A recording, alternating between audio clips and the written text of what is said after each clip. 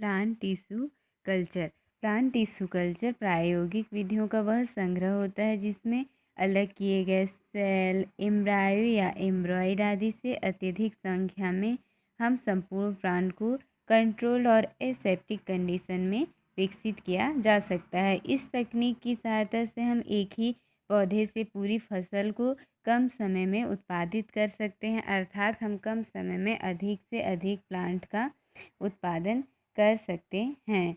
Clone material, इसमें जो clone materials होती हैं उन्हें हम टिश्यूज़ बैंक में फ्यूचर के लिए संग्रह किया जा सकता है। इस प्लांट टिश्यू कल्चर टेक्निक के द्वारा हम 6 इंच के प्लांट को बिना किसी जलवायु या प्राकृतिक दशाओं का इंतजार किए 3 मंथ में ही उत्पादित किए जा सकते हैं। इसमें हमें अधिक से अधिक प्लांट के उत्पादन करने में कम समय लगता है। इसके बाद हम देखेंगे हिस्ट्री।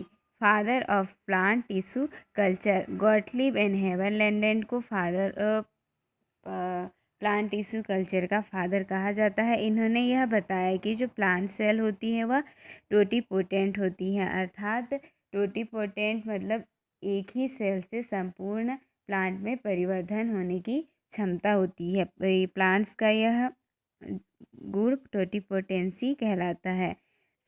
दूसरा है स्कूग एंड मिलर ने 1957 में जो बताया कि जो इसमें ग्रोथ रेगुलेटर हार्मोन्स जैसे कि ऑक्सिन एवं साइटोकाइनिन होती हैं जिनकी सहायता से हम प्लांट का कल्चर करा सकते हैं। थर्ड हम देखेंगे मुरासिग एंड स्कूग ने 1962 में एक न्यूट्रिएंट कल्चर मीडियम बनाया जिसे मुरासिग स्कूग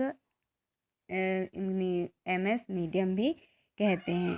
फोर्थ हम देखेंगे गुहा एंड महेश्वरी ने 1964 में यह धतूरा का प्लांट होता है उसके पॉलन ग्रेन से एक हैप्लॉइड प्लांट को इस टेक्निक की सहायता से विकसित किया। थर्ड है necessities of plant tissue culture. इसमें नेसेसिटीज़ जो प्लांट टिश्यू कल्चर कराने के लिए हमें किन किन चीज़ों की आवश्यकता होती है, तो उसमें फर्स्ट है लेबोरेटरी। इसमें प्लांट टिश्यू कल्चर के लिए ऐसे रूम की आवश्यकता होती है, लैब होते हैं जहाँ पे कोई बाहरी इन्फेक्शन की संभावना ना हो। यहाँ पर स्टरलाइजेशन, मीडिया प्रिपरेशन आदि कार्य किए जाते हैं। यहाँ पर लाइट, टेम्परेचर एवं मॉइस्चर आदि की नियंत्रण की सुविधा होती है। इसके बाद हम देखेंगे एपरेटस। जो प्लांट टिश्यू कल्चर टेक्निक्स के लिए क्या क्या एपरेटस प्रयुक्त होते हैं उनमें हैं forceps, scalpel, needle, culture flask, test tube, autoclave, laminar air flow, microscope, pH meter. और थर्ड हम देखेंगे न्यूट्रिएंट मीडियम। न्यूट्रिएंट मीडियम जो हम प्लांट टिश्यू कल्चर के लिए जो उपलब्ध कराए जाते हैं उनमें macronutrients, micronutrients, amino acid, growth regulator hormones जैसे ऑक्सिन, साइटोकाइनिन आदि होते हैं। इसके अतिरिक्त इनमें कुछ नेचुरल सब्सटेंसेस भी प्रयुक्त किए जाते हैं जैसे कोकोनट वाटर, बनाना, टोमेटो, ऑरेंज। यह सारे ऑर्गेनोजेनेसिस की क्रिया में एक काम आते हैं। फोर्थ हम देखेंगे स्टरलाइजेशन एपरेटस। जो भी प्लांट टिश्यू कल्चर के लिए जो भी एपरेटस होते हैं उन्हें 120 डिग्री सेंटीग्रेड टेम्परेचर व 15 पाउंड दाब पर 25 से 30 मिनट ऑटोक्लेव में से शोधन करने के बाद ही प्रयोग में लाना चाहिए जिससे इनमें इन्फेक्शन का नहीं होता है और हम प्लांट का कल्चर आसानी से करा सकते हैं बिना किसी इन्फेक्शन के। Plant organ. जो भी प्लांट्स ऑर्गेन्स होती हैं जिनसे हमें नए प्लांट तैयार करना होता है उन्हें हम टीपॉल लिक्विड डिटर्जेंट से स्टरलाइज करते हैं तथा मर्क्यूरी क्लोराइड HgCl2 से ट्रीट किया जाता है। इसके अतिरिक्त इन्हें एंटीबायोटिक, एंटी फंगल सॉल्यूशन तथा एंटीऑक्सीडेंट आदि से ट्रीट किया जाता है। लाइट।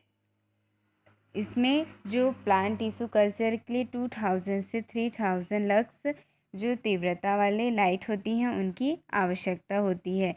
इनमें टेम्परेचर अरेंजमेंट्स टेम्परेचर 20 से 26 डिग्री सेंटीग्रेड होना चाहिए।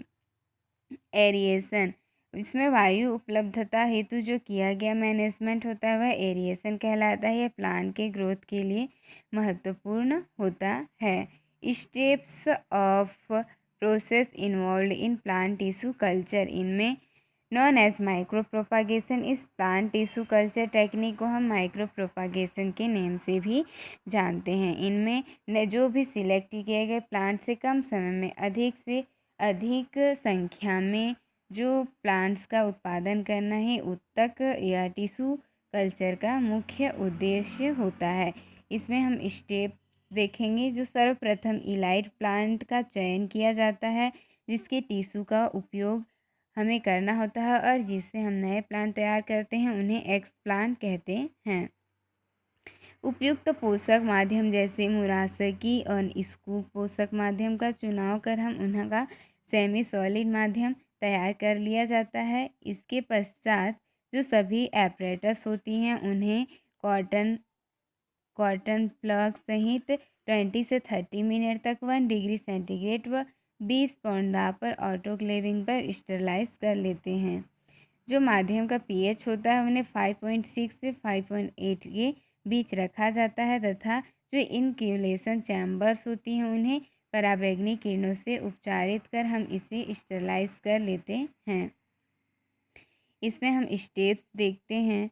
जो सर्वप्रथम इलाइट प्लांट्स होता है उनके सेल या टिश्यू या कोई भी ऑर्गन्स हम लेते हैं तथा इन्हें इनोकुलेशन स्टरलाइज करने के पश्चात इन्हें मीडियम में रखा जाता है। यह मीडियम मुरासिक या स्कूप मीडियम होता है जिसमें माइक्रोन्यूट्रिएंट्स तथा अन्य पदार्थ शामिल होते हैं तथा इन्हें एक्सप्लांट को इनमें रखा जाता है। यह विभिन्न न्यूट्रिएंट मीडियम के माध्यम से यह एक्सप्लांट कैलस का निर्माण करता है। यह कल्चर ट्यूब्स में यह प्रक्रिया होती है तथा जो कैलस होती हैं उन्हें पुनः एक नए मीडियम में लिया जाता है। इन्हें सब कल्चरिंग कहते हैं। ये जो कैलस का एक पार्ट होता है उन्हें दूसरे कल्चर ट्यूब्स में रखा जाता है तथा इनमें ऑर्गेनोजिनेसिस की क्रिया होती है। ऑर्गेनोजिनेसिस के कारण इनमें जो प्लांट्स इनिशिएशन ऑफ प्लांटलेट का इनिशिएशन होता है और एक न्यू प्लांटलेट बन जाता है। इस न्यू प्लांटलेट को में हार्डनिंग की प्रोसेस होती है जिससे उन्हें वातावरण में रहने के अनुकूल बनाया जाता है और जब यह वातावरण में रहने के अनुकूल बन जाते हैं तब इन्हें इस स्पॉट में या कोई भी फील्ड में स्थानांतरित कर दिया जाता है। इस प्रकार हम एक ही सेल या टिश्यू से अधिक संख्या में कम समय में प्लांट्स का उत्पादन कर सकते हैं। इसमें वही दिखाया गया है। इनोकुलेशन 2H मर्क्यूरी क्लोराइड से धोते हैं ताकि उसका जो सरफेस होता है वह स्टरलाइज हो जाए और कोई भी इन्फेक्शन ना हो, क्योंकि जो न्यूट्रिएंट मीडियम होते हैं वह अन्य बैक्टीरिया या फंजाई आदि के लिए भी उपयुक्त होते हैं अतः इनके इन्फेक्शन से बचाने के लिए हम उन्हें स्टरलाइज करते हैं। जो एक्सप्लांट होते हैं उन्हें स्टरलाइज इन्वायरमेंट में इनोकुलेशन चैम्बर्स के अंदर ट्रांसफ़र कर लिया जाता है और जो फ्लास्क के मुंह होते हैं उन्हें कॉटन प्लग द्वारा बंद कर लिया जाता है जिससे कोई इन्फेक्शन भी ना हो और उनमें जो एयर है वह उनके ग्रोथ के लिए अंदर जा सके। इनोकुलेशन के पश्चात जो ऑटोमेटिक सेकिंग इनक्यूबेटर में रख देते हैं। जो इनक्यूबेटर होता है उसका टेम्परेचर 26 से डिग्री सेंटीग्रेड से +2 डिग्री या -2 डिग्री सेंटीग्रेड होता है। जो कल्चर मीडियम हम उसे उपयुक्त कराते हैं उनमें कैलस को विकसित होने दिया जाता है और हार्मोन ट्रीटमेंट के बाद एक न्यू प्लांटलेट तैयार कर लिया जाता है तथा उनमें ग्लास हाउस में और उसके बाद हार्डनिंग की क्रिया के पश्चात उन्हें फील्ड में ट्रांसफ़र कर दिया जाता है। यदि हमें काष्ठीय पौधे के संवर्धन के क्रम में हमें उनकी वृद्धि से संबंधित जो ऋतु होते हैं उनका ध्यान रखना आवश्यक होता है। इसके बाद हम देखेंगे इम्पोर्टेंस। एक एक्सप्लांट से हम अधिक से अधिक संख्या में कम समय में पौधों को उत्पन्न किया जा सकता है और जो डेवलप प्लांट्स होता है वो पेरेंटल के समान ही होता है। इस प्लांट टिश्यू कल्चर टेक्निक के माध्यम से हम जो विलुप्त प्राय या दुर्लभ स्पीसीज है प्लांट्स की उन्हें कल्चर कराया जा सकता है और हम उन्हें विलुप्त होने से बचा सकते हैं। इनके माध्यम से ट्रांसजेनिक प्लांट्स का विकास होता है, अर्थात जो प्लांट्स उत्तम किस्म की होती हैं, जो स्पीसीज या रोग मुक्त होते हैं, इस प्रकार के प्लांट्स का ग्रो हम इस प्लांट टिश्यू कल्चर के माध्यम से करा सकते हैं।